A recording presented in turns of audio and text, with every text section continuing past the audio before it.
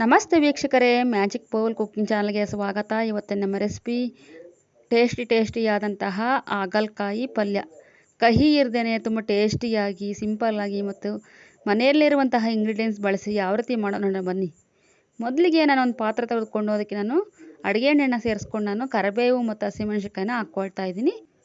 ಕರಿಬೇವು ಮತ್ತು ಹಸಿಮೆಣಸಿನ್ಕಾಯಿ ಹುರಿದಾದ ನಂತರ ಇದಕ್ಕೆ ನಾನು ಈರುಳ್ಳಿ ಹೋಳುಗಳನ್ನ ಸೇರಿಸ್ಕೊಳ್ತಾ ಇದ್ದೀನಿ. ಈರುಳ್ಳಿ ಹೋಳುಗಳನ್ನ ಸೇರಿಸ್ಕೊಂಡು ಒಂದ್ಸಲ ಮಿಕ್ಸ್ ಮಾಡ್ಕೊಂಡು ನಾನು ಇದಕ್ಕೆ ಒಂದು ಅರ್ಧ ಟೀ ಸ್ಪೂನಷ್ಟು ಅರಶಿನ ಪುಡಿಯನ್ನು ಸೇರಿಸ್ಕೊಳ್ತಾ ಇದ್ದೀನಿ. ಈರುಳ್ಳಿ ಒಂದು 50% ಬೆಂದಾದ ನಂತರ ನಾನು ಇದಕ್ಕೆ ಹಾಗಲಕಾಯಿ ಹೋಳುಗಳನ್ನು ಸೇರಿಸ್ಕೊಳ್ತಾ ಇದ್ದೀನಿ. ಹಾಗಲಕಾಯಿ ಹೋಳು ಸೇರಿಸ್ಕೊಂಡು ನಾನು ಒಂದ್ಸಲ ಮಿಕ್ಸ್ ಮಾಡ್ಕೊಳ್ತಾ ಇದ್ದೀನಿ. ಹಾಗಲಕಾಯಿ ಹೋಳುಗಳನ್ನ ನೀಟಾಗಿ ಮಿಕ್ಸ್ ಮಾಡ್ಕೊಂಡ ನಂತರ ನಾನು ಮುಚ್ಚಳವನ್ನು ಹಾಕ್ಬಿಟ್ಟು ಒಂದು 5 ನಿಮಿಷ ಸಣ್ಣ ಉರಿಯಲ್ಲಿ ನಾನು ಬೇಯಲು ಬಿಡ್ತಾ ಇದ್ದೀನಿ. ಆಗಾಗ ಮುಚ್ಚಳ ಓಪನ್ ಮಾಡಿಕೊಂಡು ಮಿಕ್ಸ್ ಮಾಡ್ಕೊಳ್ತಾ ನಾನು ಒಂದು 5 ನಿಮಿಷ ಆವಿಯಲ್ಲಿ ಹಾಗೇನೆ ಬೇಯಿಸ್ಕೊಳ್ತಾ ಇದ್ದೀನಿ. ನಂತರ ಒಂದ್ಸರಿ ಮುಚ್ಚಳ ತೆಗೆದುಬಿಟ್ಟು ಓಪನ್ ಮಾಡಿ ಒಂದ್ಸರಿ ಮಿಕ್ಸ್ ಮಾಡ್ಕೊಳ್ತಾ ಇದ್ದೀನಿ. ನೀಟಾಗಿ ಒಂದ್ಸರಿ ಮಿಕ್ಸ್ ಮಾಡ್ಕೊಂಡ ನಂತರ ಇದಕ್ಕೆ ನಾನು ರುಚಿಗೆ ತಕ್ಕಷ್ಟು ಉಪ್ಪನ್ನು ಸೇರಿಸ್ಕೊಳ್ತಾ ಇದ್ದೀನಿ. ಸೇರಿಸ್ಕೊಂಡು ಒಂದ್ಸರಿ ನೀಟಾಗಿ ಮಿಕ್ಸ್ ಮಾಡ್ಕೊಳ್ತಾ ಇದ್ದೀನಿ. ನಂತರ ಇದಕ್ಕೆ ನಾನು ಖಾರದ ಪುಡಿಯನ್ನು ಸೇರಿಸ್ಕೊಳ್ತಾ ಇದ್ದೀನಿ. ಖಾರದ ಪುಡಿ ನೀವು ಖಾರ ಎಷ್ಟು ತಿಂತಾರೆ ಅಷ್ಟು ನೋಡ್ಕೊಂಡು ಹಾಕ್ಕೊಳ್ಳಿ. ನಾನು ಸ್ವಲ್ಪ ಖಾರ ತಿನ್ನೋದನ್ನು ಸ್ವಲ್ಪ ಜಾಸ್ತಿನೇ ಹಾಕ್ಕೊಂಡಿದ್ದೀನಿ.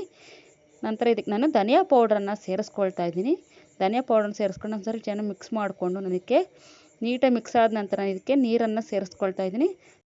ತರಕಾರಿ ಮುಳುಗುವಷ್ಟು ನಾನು ನೀರು ಸೇರಿಸ್ಕೊಂಡು ನಾನು ಒಂದ್ಸರಿ ಚೆನ್ನಾಗಿ ಮಿಕ್ಸ್ ಮಾಡ್ಕೊಳ್ತಾ ಇದ್ದೀನಿ.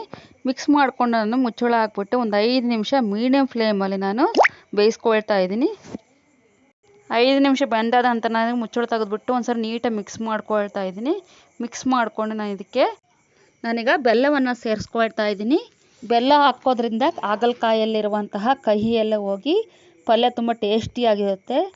ನಾನೀಗ ನಂತರ ಬೆಲ್ಲವನ್ನು ಹಾಕಿ ಒಂದ್ಸರಿ ನೀಟಾಗಿ ಮಿಕ್ಸ್ ಮಾಡಿಕೊಂಡು ನಾನು ಇದಕ್ಕೆ ಹುಣಸೆ ಹುಳಿಯನ್ನು ಸೇರಿಸ್ಕೊಳ್ತಾ ಇದ್ದೀನಿ. ಹುಣಸೆ ಹುಳಿಯನ್ನು ನೋಡ್ಕೊಂಡು ಹಾಕ್ಕೊಳ್ಳಿ, ತುಂಬ ಹುಳಿ ಆದರೆ ಚೆನ್ನಾಗಿರೋದಿಲ್ಲ, ನೋಡ್ಕೊಂಡು ಹಾಕ್ಕೊಳ್ಳಿ ಹುಣಸೆ ಹುಳಿನ. ನಂತರ ನಾನು ಇದಕ್ಕೆ ಹುಣಸೆ ಹುಳಿ ಹಾಕಿದ ನಂತರ ನೀಟಾಗಿ ಮಿಕ್ಸ್ ಮಾಡ್ಕೊಂಡು ನಾನು ಮುಚ್ಚಳ ಹಾಕ್ಬಿಟ್ಟು ಒಂದು 5 ನಿಮಿಷ ಮೀಡಿಯಮ್ ಫ್ಲೇಮಲ್ಲಿ ನಾನು ಪಲ್ಯನ ಬೇಯಿಸ್ಕೊಳ್ತಾ ಇದ್ದೀನಿ. ನಾನೀಗ ಮುಚ್ಚಳ ಓಪನ್ ಮಾಡಿಬಿಟ್ಟು ನೀಟಾಗಿ ಮಿಕ್ಸ್ ಮಾಡ್ಕೊಳ್ತಾ ಇದ್ದೀನಿ. ಈಗ ಹಾಗಲಕಾಯಿ ಪಲ್ಯ ರೆಡಿಯಾಗಿದೆ. ನಾನು ಇದನ್ನು ಸರ್ವಿಂಗ್ ಬೌಲಿಗೆ ತೆಗೆದುಕೊಳ್ತಾ ಇದ್ದೀನಿ.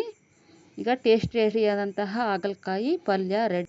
ಈ ರೀತಿ ಹಾಗಲಕಾಯಿ ಪಲ್ಯ ರೊಟ್ಟಿಗೆ, ಚಪಾತಿಗೆ ಮತ್ತು ಅನ್ನಕ್ಕೆ ತುಂಬ ಟೇಸ್ಟಿಯಾಗಿರುತ್ತೆ. ಚಪಾತಿ ರೊಟ್ಟಿಗಿನ ವೈಟ್ ರೈಸ್ಗಂತೂ ತುಂಬ ಸೂಪರಾಗಿರುತ್ತೆ. ನನ್ನ ವಿಡಿಯೋನ ನಮಗೆ ಇಷ್ಟ ಆಗಿದೆ ದಯವಿಟ್ಟು ಲೈಕ್ ಮಾಡಿ, ಸಬ್ಸ್ಕ್ರೈಬ್ ಮಾಡಿ ಮತ್ತು ಶೇರ್ ಮಾಡಿ. ಮತ್ತೆ ಹೊಸ ರೆಸಿಪಿಯೊಂದಿಗೆ ಮುಂದಿನ ವಿಡಿಯೋದಲ್ಲಿ ಭೇಟಿಯಾಗೋಣ. Okay, take care, bye bye my dear friends.